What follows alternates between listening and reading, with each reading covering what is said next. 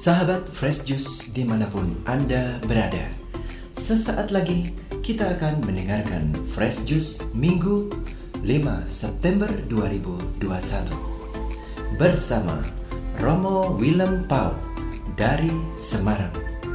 Selamat mendengarkan.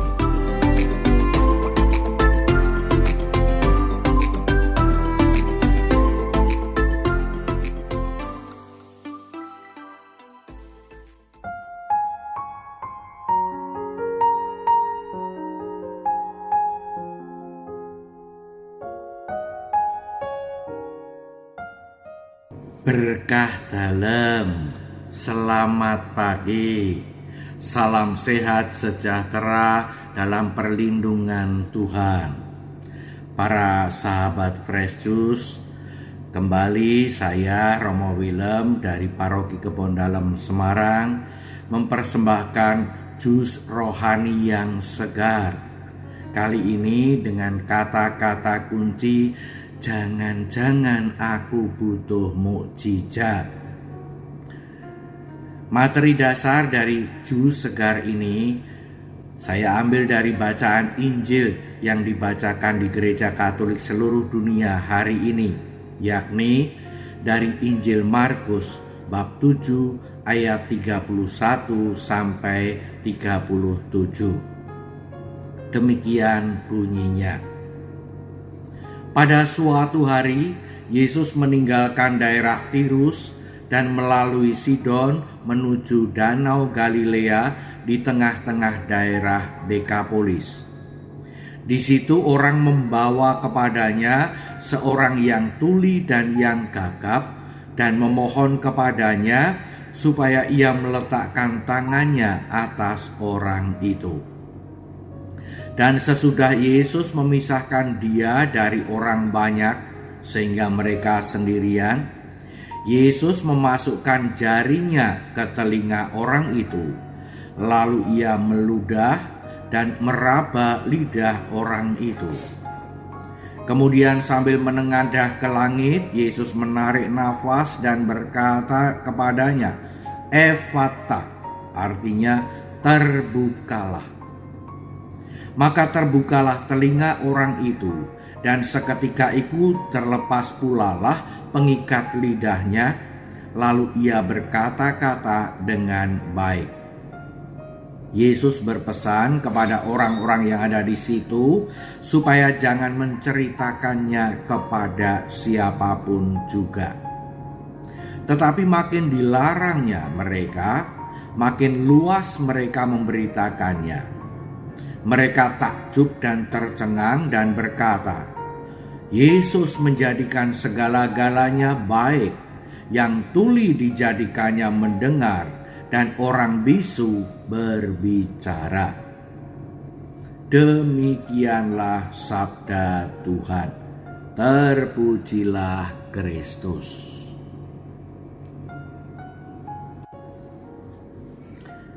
Para sahabat Fresh Juice yang berbahagia, hari ini umat Katolik seluruh dunia merayakan Hari Minggu Kitab Suci Nasional sebagai awal dari bulan Kitab Suci Nasional.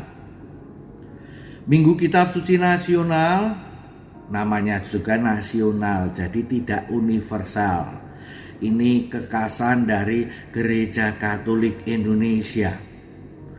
Sekitar tahun 1975 itu para uskup kumpul-kumpul, kemudian tahun berikutnya 1976 mereka bersepakat untuk membawa umat Katolik di Indonesia semakin mencintai kitab suci, yakni dengan menetapkan satu hari untuk memperhatikan kitab suci, membaca kitab suci, mendorong kerasulan kitab suci.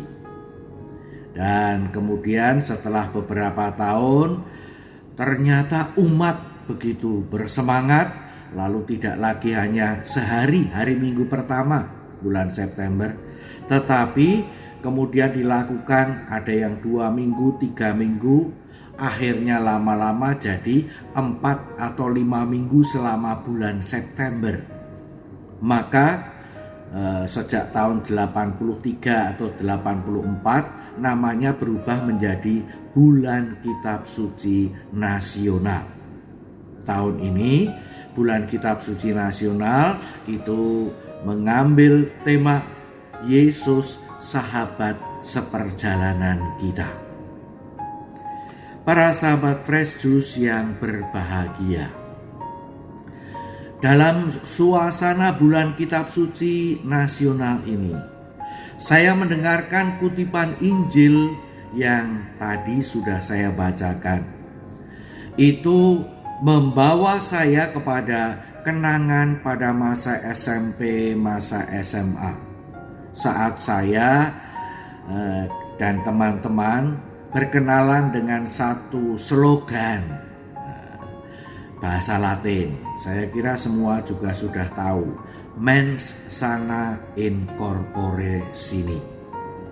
Oh salah, mens sana in corpore sano. Ya, oke ya.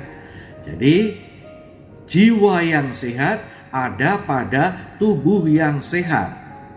Bisa dibolak-balik, tubuh sehat, jiwanya juga sehat.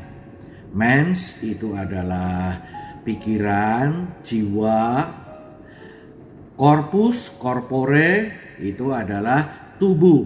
Jadi kalau mens sana, jiwanya sehat, corporenya sano, tubuhnya sehat juga. Oke. Nah, pada saat SMP, SMA, sekitar itu, teman-teman itu biasa memplesetkan kata-kata, kalimat-kalimat ya. Yang seharusnya mens sana in corpore sano diplesetkan jadi mens sana in corpore sini. Nah, yang diubah adalah sehatnya sana dan sini ya. Tapi artinya menjadi berubah sekali. Mens sana itu diartikan sebagai pikiran di sana.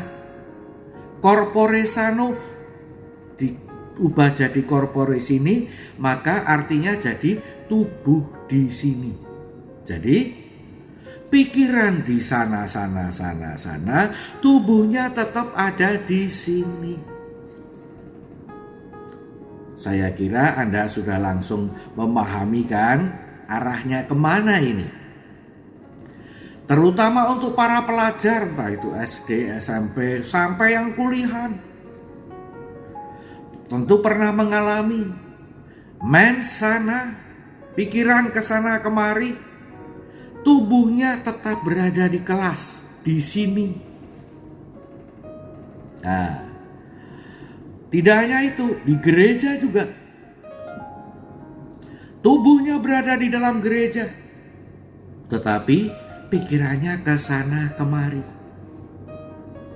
Ayo, sahabat Fresh Juice, sekarang ini yang sedang mendengarkan kata-kata saya ini, siapa yang sedang mens sana in corpore sini, tubuhnya di depan TV atau HP sambil nonton saya, tetapi pikirannya masih mikirkan, ini nanti jualan saya yang laku yang mana ya, ini nanti dapat keuntungan berapa ya, anakku yang baru sekolah itu baru kemana ya, baru ngapain ya, oh nanti ya, dan seterusnya.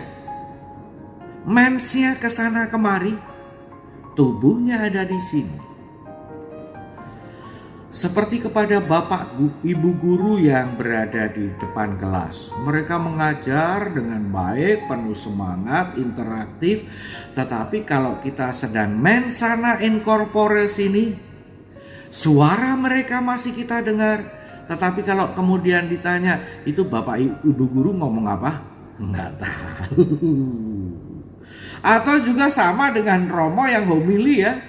Ketika kita berada di gereja dan kita berada dalam situasi mens sana in corpore sini, wah Romonya berkhotbah lucu sekali.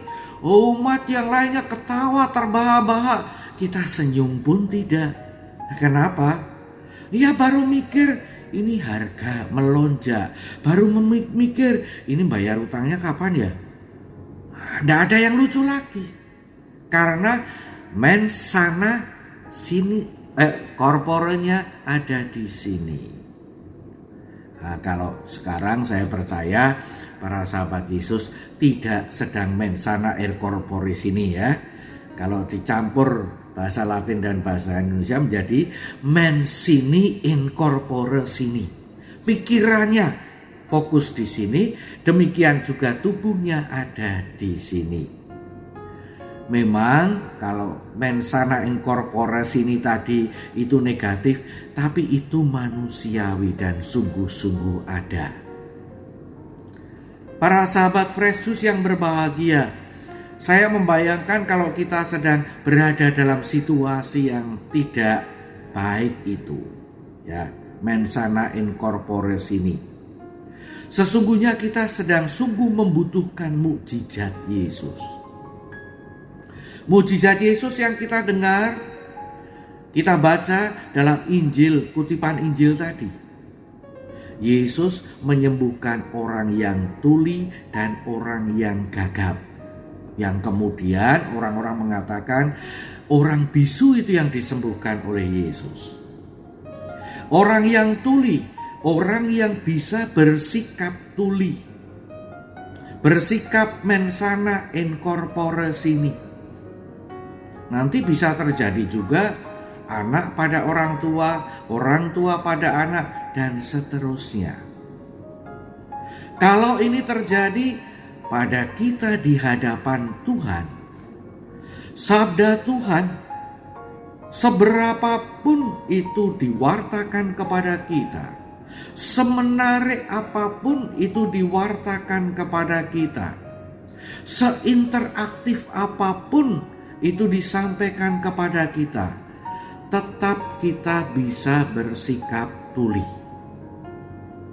Nah, kalau kita tetap bersikap tuli, biarpun mendengar banyak sabda Tuhan, ya tetap hidup kita akan sama seperti yang dulu.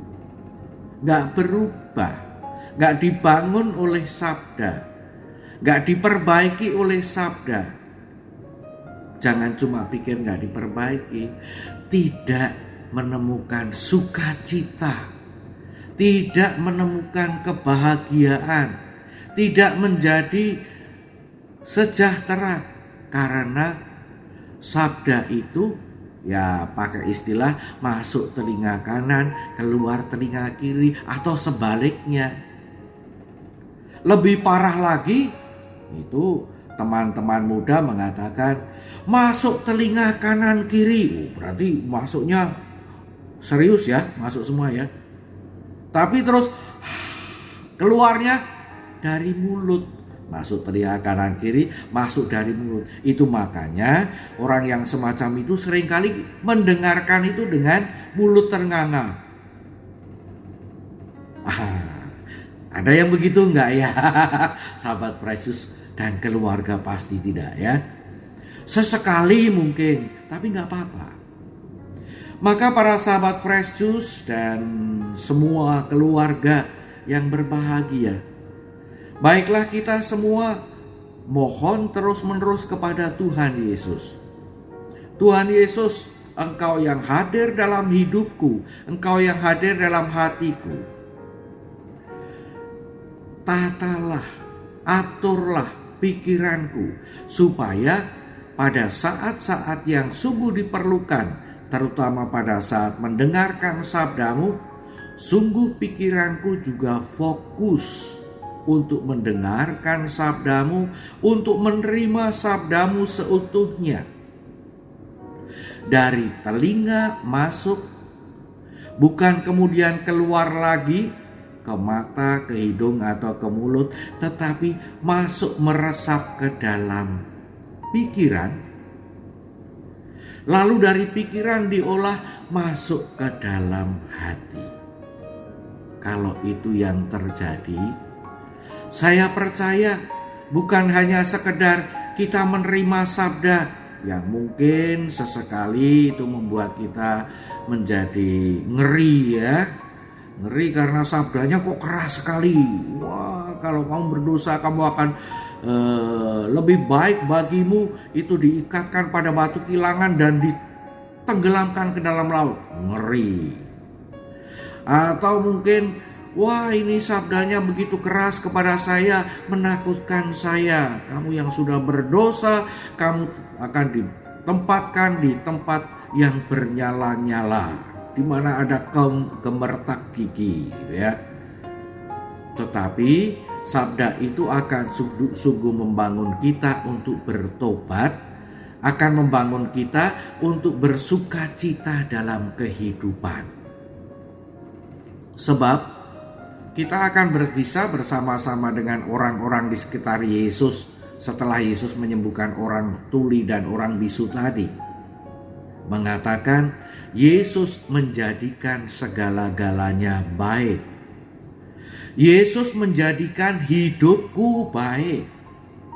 Yesus menjadikan pikiranku baik. Yesus menjadikan perasaanku baik. Yesus menjadikan emosiku baik. Yesus menjadikan pergaulanku baik. Karena kita tidak lagi tuli akan sabda Tuhan. Jadi jangan-jangan kita selama ini bersikap tuli, membutuhkan mukjizat Tuhan.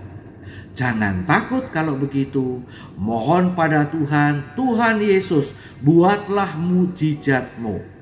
Singkirkanlah, sembuhkanlah, bukalah sikap tuli dalam diriku, terutama terhadap sabda-Mu. Yesuslah sang sabda kehidupan kekal, maka kita akan menyambutnya sepenuh hati, sepenuh jiwa. Bersama dengan umat Katolik seluruh Indonesia sebagai sahabat seperjalanan kita dalam menghadapi pandemi ini, menghadapi akibat dari pandemi ini. Mari kita mohon berkat Tuhan.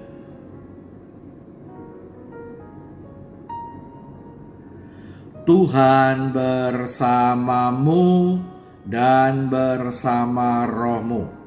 Semoga saudara sekalian, seluruh keluarga, dan semua yang saudara doakan senantiasa dipersatukan dalam kasih, kerahiman, belas kasihan, dan perlindungan Allah yang Maha Kuasa, Bapa dan Putra dan Roh Kudus. Amin. Salam fresh juice, salam sehat selalu, salam Mancini in corpore sini, dalam kasih Tuhan Sang Sabda kehidupan kekal. Berkah dalam. Sahabat Fresh Juice, kita baru saja mendengarkan Fresh Juice Minggu 5 September 2021. Terima kasih kepada Romo Willem Pau untuk renungannya pada hari ini. Sampai berjumpa kembali dalam Fresh Juice edisi selanjutnya. Jaga kesehatan dan salam Fresh Juice.